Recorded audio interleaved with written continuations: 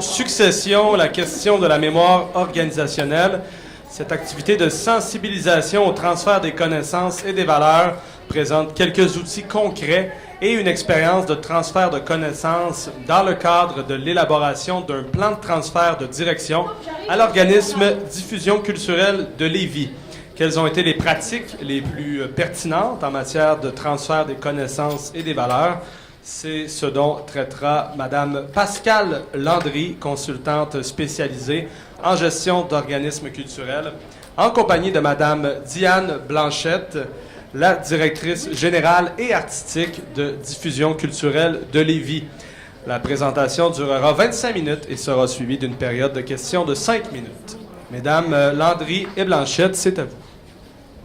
Attendez, chronomètre, j'étais dans la lune. Là. Bonjour, m'entendez-vous bien? Parfait.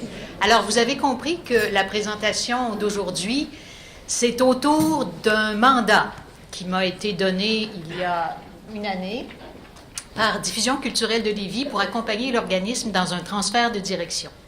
J'ai donc travaillé avec Diane environ 7 mois autour d'un plan de transfert de direction. Un des morceaux de notre travail a été sur le transfert des connaissances et des valeurs. N'est-ce pas? C'est tout à fait ça, oui. Alors, c'était ma préoccupation d'ailleurs. Vous comprenez qu'une formation de 25 minutes, on serait dans ce que j'appellerais le speed dating de la formation. On va faire ça vite, on va parler vite, mais on va essayer de se garder 5 minutes pour des questions à la fin. Qu'est-ce que c'est que la mémoire organisationnelle? La mémoire organisationnelle, c'est les savoirs stratégiques qui résident dans une organisation, qui fait en sorte que l'organisation est capable de fonctionner. Quand on parle des savoirs, il y a 2 grands types de savoirs.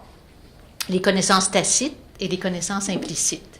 En même temps, on dit que dans une organisation, il y aurait 70% des connaissances qui sont tacites. Qu'est-ce que c'est une connaissance tacite? C'est une connaissance qui est, on va dire, dans la tête du dirigeant principalement.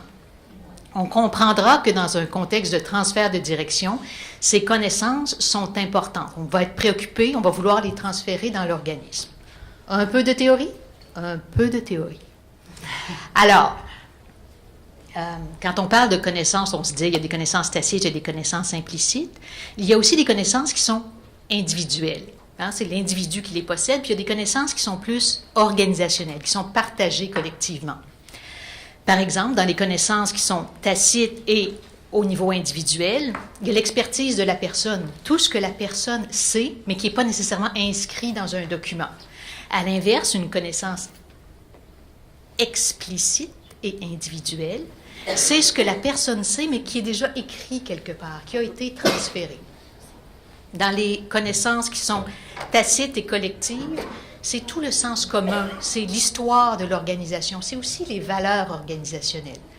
Si on sait qu'une personne qui occupe le poste de direction est un des piliers de l'identité organisationnelle, des valeurs de l'organisation, c'est aussi porté par l'ensemble de l'organisation. Et il y a évidemment ce qu'on connaît le plus et ce à quoi on pense en priorité quand on pense au transfert des connaissances, les connaissances qui sont de l'ordre des procédures, de tout ce qui est écrit. Des connaissances qui sont donc à la fois collectives et explicites. Quand on a fait l'exercice de planifier le transfert de direction, on a travaillé avec des outils. C'est pas un outil, c'est une personne. A priori, quand on pense au transfert de direction, ce qu'on se dit, c'est la personne qui quitte, on veut transmettre ses connaissances à une nouvelle direction. C'est vrai, hein? C'est ça l'objectif ultime. Et en même temps, on se rend compte qu'il y a une étape entre les deux. Et c'est celle-ci. Dans un premier temps, il y a une part de connaissances qui existe dans l'organisation ou qui peut être partagée dans l'organisation. Le fait que des personnes dans l'organisation aient un bagage de connaissances va faciliter l'intégration d'une nouvelle direction. Diane, qu'est-ce qui a facilité le transfert des connaissances à Diffusion culturelle de Lévis? Je vais prendre comme ça, s'il vous plaît. Ben, nous, on a une culture de gestion, si on veut, qui pourrait être qualifiée de collective ou en tout cas de conviviale ou de... Et elle se concrétise par un comité de gestion que nous avons, qui est composé de moi-même et des 3 coordonnateurs de secteur, coordonnatrice administrative, coordonnateur aux arts visuels, parce qu'on a un secteur arts visuels chez nous, et coordonnatrice aux arts de la scène. Donc, ce comité-là se rencontre à peu près une fois par mois. En période de rush, ça peut aller jusqu'à 2 mois et demi, mais dans ce comité-là, je vais dire ça comme les Anglais disent, on adresse les enjeux. Alors, on parle de ce qui s'en vient, des problèmes à régler, de tout ce qu'il y a à faire, ce qui fait que dans ce comité-là, inévitablement, tout le monde connaît les tâches, les responsabilités, les fonctions ou les rôles des autres, ce qui effectivement facilite non seulement le transfert de connaissances, mais aussi le partage de la culture d'entreprise. Et dans les exercices qu'on a faits qui ont facilité, quel exercice on a fait autour du partage des connaissances techniques? Bien,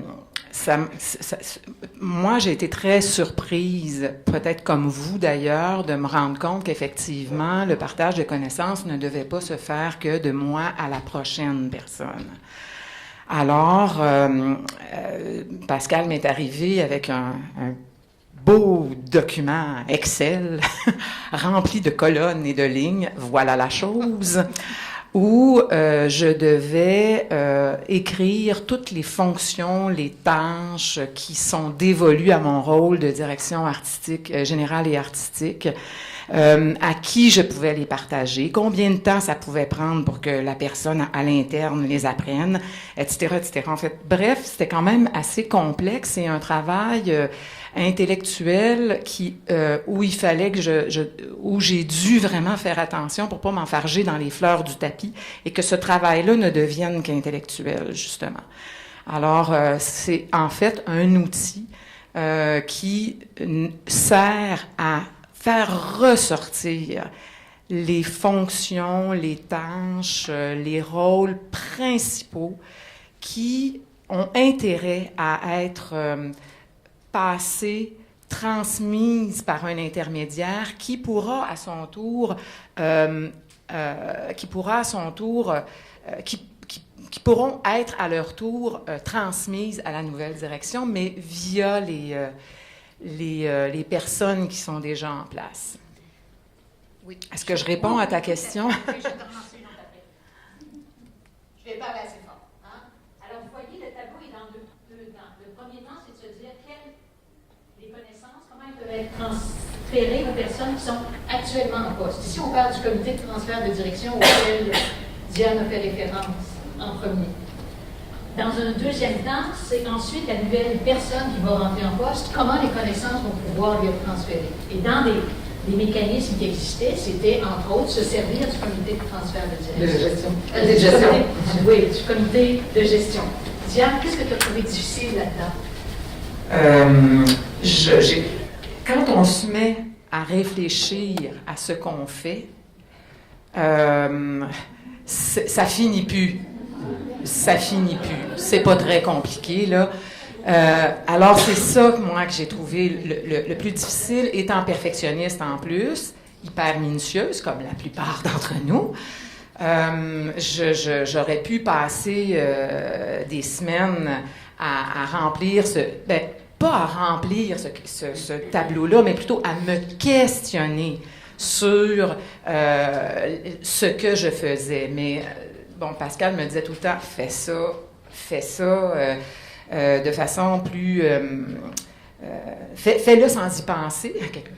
C'est pas vrai, il fallait réfléchir, mais il fallait... Mon grand défi a été de surtout faire ressortir ce qui était essentiel dans mes tâches. C'est d'arriver à identifier les connaissances qui sont stratégiques. C'est pas tout ce qu'on fait, mais c'est vraiment, si je suis pas là, qu'est-ce qui va être un levier pour les personnes? C'est de penser à la fois aux documents et aux actions qu'on peut faire. Parce que toutes les connaissances ne sont pas à être écrites. Elles peuvent être transférées dans des discussions, dans une façon d'amener quelqu'un à une réunion. Mais ce qui était le plus difficile, c'était d'identifier les connaissances stratégiques. L'autre chose aussi qui nous aurait aidé, qu'on n'a pas fait, c'est de travailler avec la charte des diffuseurs. Hein? On peut se servir d'un outil qui existe déjà. Vous connaissez la charte des diffuseurs? Elle est sur le site de Rideau. C'est une charte qui vous donne les compétences attendues de la part des diffuseurs. On se serait aidé si on avait utilisé cette charte-là. Oui, parce qu'il y avait là des compétences, des fonctions, des tâches qui étaient déjà identifiées, qui sont tout à fait représentatives du travail qu'on a à faire comme diffuseur. Et il ne s'agit pas de prendre toutes les tâches, hein, mais c'est comme un répertoire de tâches qui nous aide à réfléchir, à faire des choix. Maintenant, il y a les connaissances, oui, mais il y a aussi toute la question de l'identité organisationnelle. Qu'est-ce que c'est l'identité organisationnelle? On appelle souvent l'identité organisationnelle l'ADN de l'organisation. L'identité organisationnelle repose sur des caractéristiques qui ont 3 valeurs.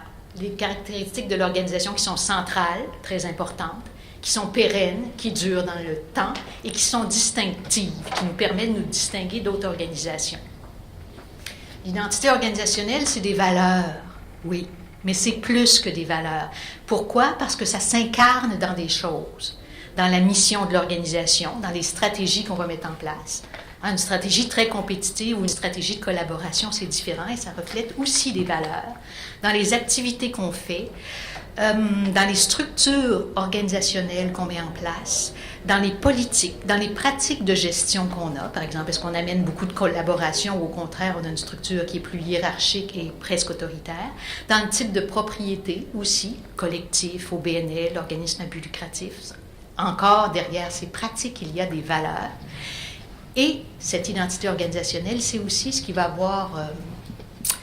orienter le profil de personnes qu'on va rechercher dans l'organisation.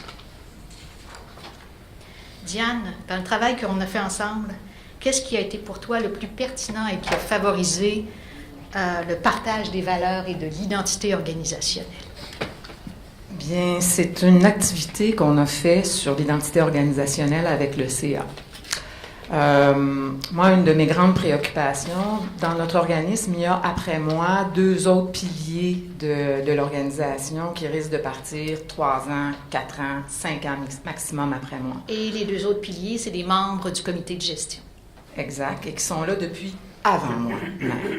Donc, je me disais, pour moi, c'était hyper important. Ça demeure pas, c'était parce que je ne suis pas encore transférée, mais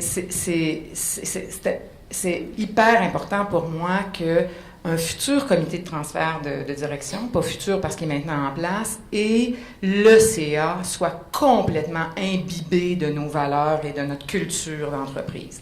Alors, ce qu'on a fait, animé par Pascal, c'est un atelier qui s'est fait pendant une réunion du conseil d'administration, mais où les membres du comité de gestion étaient invités, et on devait qualifié, en fait, par un jeu qui était basé sur, Pascal va nous en parler tantôt, sur des catégories, des mondes qui peuvent, tu vas mieux l'expliquer que moi, qui peuvent représenter qui nous sommes.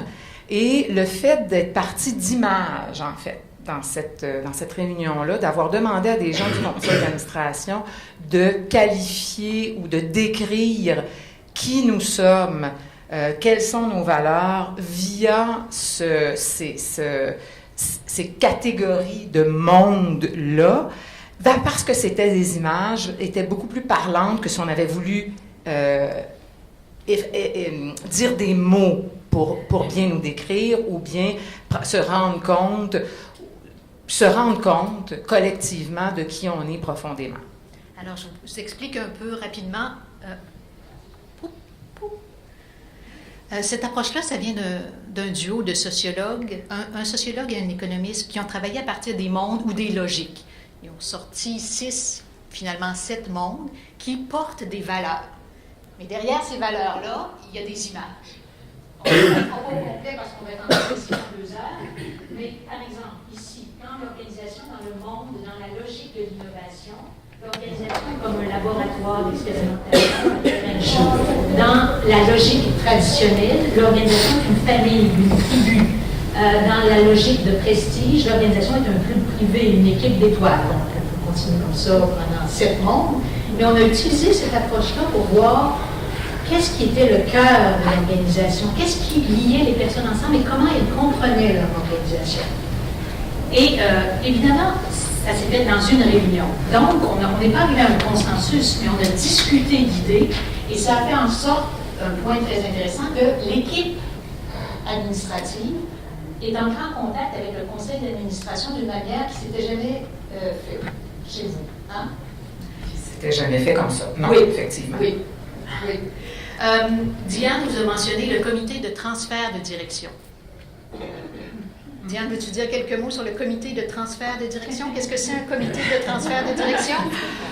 Alors, c'est un comité qu'on a mis sur pied l'hiver dernier, qui va donc se réunir, qui est pas composé de tous les membres du CA parce que ce serait trop de personnes, mais où certains administrateurs ont été nommés pour faire partie de ce comité-là.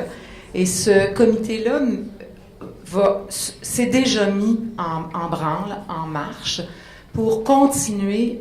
J'y reviens, moi, une de mes grandes préoccupations, parce que je me disais, dans un transfert de direction, si la direction ne vient pas de l'interne, c'est le conseil d'administration qui va avoir la responsabilité de choisir la personne qui va nous succéder. Donc, le conseil d'administration, là, on l'a rapetissé, le comité de transfert de direction doit être très au fait, très alimenté, très conscient de l'ensemble des enjeux que chez nous, le transfert de direction comporte. Alors donc, ce comité-là, bien avant d'avoir à se pencher, à mettre sur pied un processus de sélection d'une nouvelle direction, aura autant d'occasions qu'on le souhaitera de voir venir peut-être les écueils, de nommer les enjeux et de suivre le plan de transfert de direction qu'on a établi grâce à la consultation que Pascal a fait chez nous. Est-ce que je réponds à la question? Oui, tout à fait. Et c'est aussi un pont, hein, une équipe plus petite, mais qui assure le pont, le lien entre la direction et le conseil d'administration. Hein? Alors, dans ce dossier précis. Oui. En terminant, avant de se rendre à la période de questions, on a parlé de planification indirectement. Vous avez vu que c'est un processus qui s'est fait sur 7 mois, mais qui vise un transfert de direction qui va arriver dans 3 ans. Donc, on est vraiment dans un processus qui est planifié. Planifier, il y a toujours quelque chose de dérangeant dans le fait de planifier parce que dans le fond, on ne sait pas entre aujourd'hui et dans 3 ans qu'est-ce qui va arriver. Mais c'est intéressant de voir la planification comme... La planification, dans le fond, c'est agir maintenant en vue du futur. On prépare le futur, mais on agit maintenant. Ce n'est que du présent à mettre en ordre. Et j'aime bien cette idée-là de voir la planification, un rapport au présent. On pense le futur, mais on agit dans le présent. Ce qui fait en sorte qu'un transfert de direction est facilité, que la mémoire organisationnelle, cet ensemble de connaissances stratégiques dont on parle, peut bien s'effectuer dans une organisation en contexte de transfert de direction, de succession. Bien, il y a des points. Hein. Si on a une mission qui est partagée dans l'organisation, qui est claire, les choses sont facilitées. Si on a déjà dans l'organisation une culture de partage des connaissances, des mécanismes qui font en sorte que l'information circule, si on a aussi une culture de planification stratégique, de réflexion stratégique sur l'avenir de l'organisation qui est collective, qui n'est pas juste portée par une personne, des pratiques de documentation, évidemment, c'est nécessaire, des pratiques d'archivage aussi. L'engagement et la responsabilité du CA. Le CA est l'instance qui est responsable des transferts de direction. C'est son rôle, là, ça fait partie de sa mission. S'il est impliqué dans le processus, s'il a une vision claire de la mission de l'organisation et des valeurs qui sont dans l'organisation, les choses vont aussi être facilitées. Je vous dirais toujours prendre en considération le contexte dans lequel se déroule le transfert de direction parce que les pratiques vont être différentes. Si on n'a pas, pour une raison ou pour une autre, planifié le transfert de direction, il va falloir agir différemment. Je vous dirais, d'après moi, il y a différents paramètres là, qui vont changer les pratiques. Est-ce que notre transfert de direction a été planifié ou n'a pas été planifié? On ne pourra pas agir de la même manière. Est-ce qu'on a un candidat interne ou on va chercher un candidat externe? Encore là, le transfert des connaissances ne se fera pas tout à fait de la même façon. Ça me semble être les deux paramètres qui sont importants en situation de transfert de direction. Et toi, Diane, qu'est-ce que tu retiens? Qu'est-ce qui est important, fondamental dans la chose? Je voulais répondre la planification. Pour moi, ça me semblait, dès le départ, pour le conseil d'administration aussi, qui exigeait qu'on ait un plan structuré. Donc, pour moi, ce qui est majeur, mais tu l'as tellement bien expliqué, qu'est-ce que ça signifiait, toute la planification. J'allais dire aussi, à partir du moment où on a un plan, même si on ne le suit pas à la lettre, il y a des choses, parce qu'on a fait le plan, il y a des choses qui, même si on n'y réfère pas, qui sont restées dans notre mémoire, dans notre tête, comme équipe et comme dirigeante aussi, comme CA. Ce qui fait que, inévitablement, on se prépare parce qu'on se rappelle de ce qu'il y a à faire, puis à chaque fois qu'on pose un geste, on le pense en fonction de ce transfert de direction-là. Mais est-ce que j'ai encore le temps? Oui, oui, c'est un point important. J'allais dire, mais ce qui a été pour moi le plus important, ou en fait majeur dans ce cheminement que j'ai fait avec Pascal, c'est qu'au départ, mon grand besoin, ma crainte, était de préserver absolument la culture de l'entreprise. Donc, que ça ne change pas, là. Surtout pas. Et c'est pour ça qu'on a fait appel à Pascal, d'une certaine façon. Pour planifier, oui, mais aussi pour s'assurer que ça continue pareil. Et tranquillement, pas vite, dans tout le travail qu'on a fait ensemble, je me suis calmée par rapport à ça. Il y a vraiment un cheminement qui s'est fait. Oui, je peux me calmer des fois. Il y a vraiment un cheminement qui s'est fait où je me disais, si les assises sont bien solides, si les racines sont profondes et qu'on continue à les approfondir en sensibilisant le conseil d'administration, en se préparant comme équipe, tout ce qui peut arriver, c'est que l'organisme déploie ses branches, ses feuilles et ses fleurs, inévitablement. Même si l'organisme s'en va plus tard ailleurs ou prend une direction que nous, l'équipe actuelle, ne lui aurait pas fait prendre. Mais, alors donc, pour moi, ça a été très important, ce cheminement-là, qu'on pourrait dire d'un certain lâcher-prise par rapport aux 3 années qui s'en viennent et au transfert comme tel. Est-ce que je suis claire? Est-ce que ça a fait image? Ce dont parle Diane, à l'université, on vous dirait, c'est le paradoxe continuité-changement. Hein? Dans un transfert de direction, il y a des choses qui vont rester dans l'organisation, mais il y a aussi des choses qui vont changer. Et comme personne qui occupe un poste de direction, d'avoir cette générosité, cette confiance de dire « je quitte » et j'ai confiance que les choses vont bien aller parce que j'ai fait les choses qu'il fallait faire, mais ce n'est pas non plus un rapport de contrôle. Hein? C'est un lâcher-prise qui est fondamental. Alors, oui. Avez-vous été soutenu financièrement pour ce transfert pour vous payer les services de Mme Landry et si oui, avez-vous? Oui, en fait, j'ai déposé une demande au PADO, au programme d'aide au développement organisationnel, qui est géré par Rideau et Capacoa et dont les sous viennent de Patrimoine canadien, qui est encore considéré comme un projet pilote, mais un projet pilote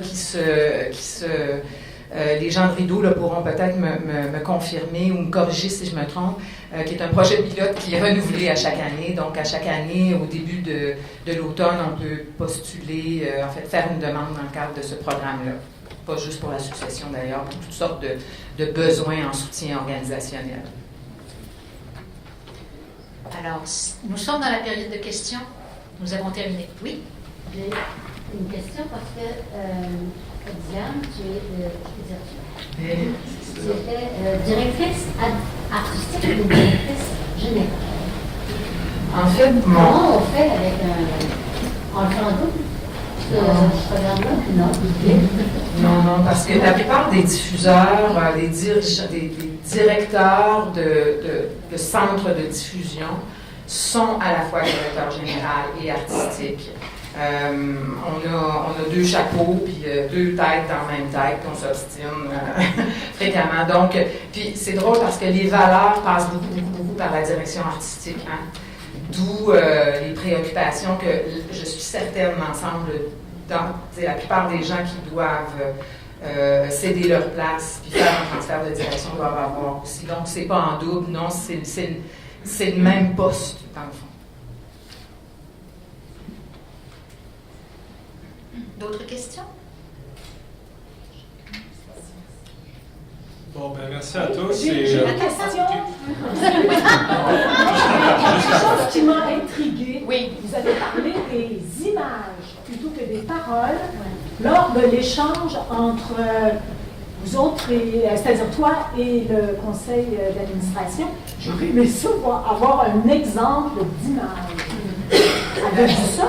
Parce que ce sont les mondes dont on a travaillé avec la charte des mondes dont Pascal parlait tantôt. Est-ce qu'il y avait des images physiques concrètes ou c'est...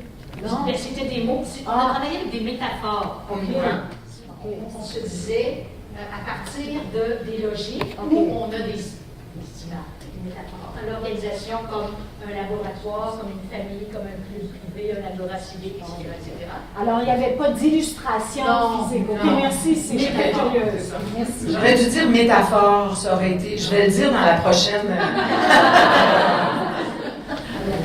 Oui. Est-ce que le document d'appartenance sera disponible par Internet? Le PowerPoint n'est pas disponible comme tel, mais il y a une page qui reprend certains éléments qui est sur le site de Rio.